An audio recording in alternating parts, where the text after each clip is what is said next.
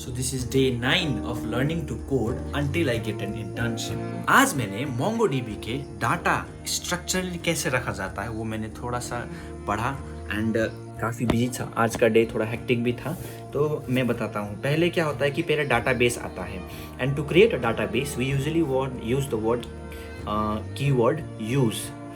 हम लोग यूज़ को दो की फंक्शंस के लिए इस्तेमाल करते हैं, either to create a new database और to transfer from one database to another database. Database के बाद नीचे आता है कलेक्शंस। एसक्यूएल में क्या होता है, डाटाबेस के बाद आता है टेबल, लेकिन मोंगोडीबी में टेबल की जगह वी यूज़ कलेक्शंस। कलेक्शंस के अंदर इंटर रिलेटेड इंफॉर्मेशन होते हैं at last, and in the end we connect all those informations to make something very useful thing for the user और फॉर द ओनर। एंड फिर last में आता है documents. This is the part where we keep all the records and data of an user, जैसे कि नाम, as, address.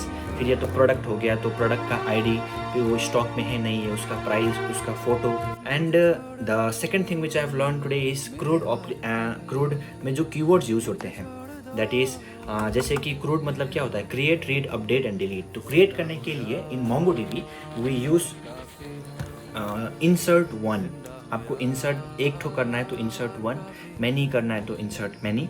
So insert one is the keyword use for creating. And the second and the read कैसे करना होता है, जैसे read का मतलब, जैसे आपने इंसर्ट तो कर दिया डाटा इनसाइड अ कलेक्शन। मान भाई ये चीज़ याद रखना, एसक्यूएल में we call it table and in MongoDB we call it collection. Collection के अंदर इंटररिलेटेड डाटा होता है। If you want to display a collection, जैसे कि आपके पास प्रोडक्ट्स का कलेक्शन है तो आपको डिस्प्ले करना, तो आप कैसे करोगे, then at that time you use the keyword find.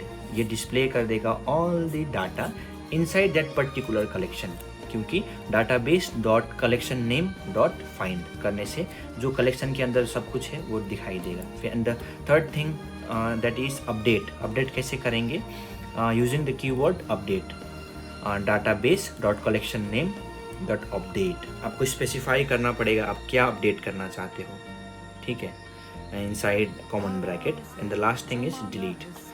इसका कीवर्ड भी वही है, डिलीट और डिलीट वन और डिलीट मैनी। तो आज के लिए इतना ही, हम मिलते हैं अगले वीडियो में।